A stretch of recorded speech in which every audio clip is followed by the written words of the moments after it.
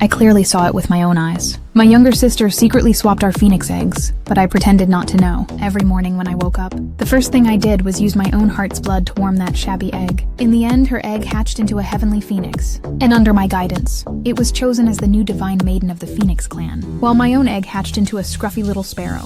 On the day of the divine maiden selection, my sister came to visit me with my sparrow daughter Mary. As soon as she entered the door, she fussed over her own daughter Lisa, while Mary, who walked in with her, was beaten just for calling out Lisa's name. At dinner, my sister kept serving Lisa food. Lisa liked tiny silverfish, so my sister even picked out the bones for her, but Mary was chained by the table. When she timidly asked if she could have a bun, my sister's face twisted in rage. She slapped her twice hard across the face, then dumped leftovers into a bowl, pushed Mary's head down, and snarled at her to eat. Mary lifted her head and looked at me for help, but I still pretended not to see. Lisa couldn't stand it anymore, so she spoke up to plead for her. Only then did my sister stop. She apologized to Lisa for scaring her, then glared at Mary and told her to leave. After that, she looked at me and said, "A scruffy sparrow should be trained this way." I just nodded without a word. My sister burst out laughing, not knowing that the louder she laughed now, the more she would suffer when she learned the truth. Then she warmly took Lisa's hand, saying she had prepared a gift that would help her win the title of Divine Maiden tomorrow. But when Lisa opened the box, it was completely empty. Then my sister said she had recently learned a secret spell. If she plucked all the feathers off a winged being, she could forge a powerful talisman. Mary was terrified. She instantly realized she would be the sacrifice. Sure enough, my sister grabbed her the next second, saying the fresher the feathers, the stronger the charm,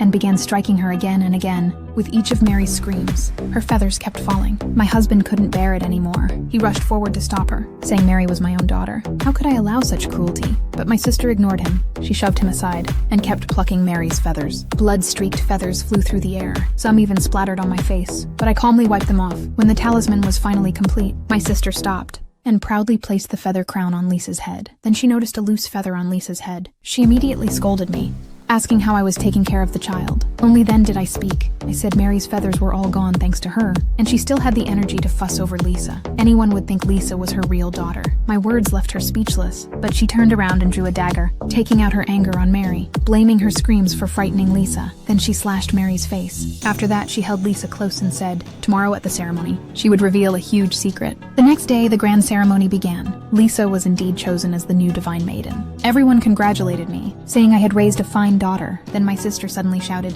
"Mary is not her real daughter." The elders were stunned. My sister claimed the doctor had switched our babies long ago, and now she wanted her real daughter back. But when everyone turned to ask me what I said next, shocked them all.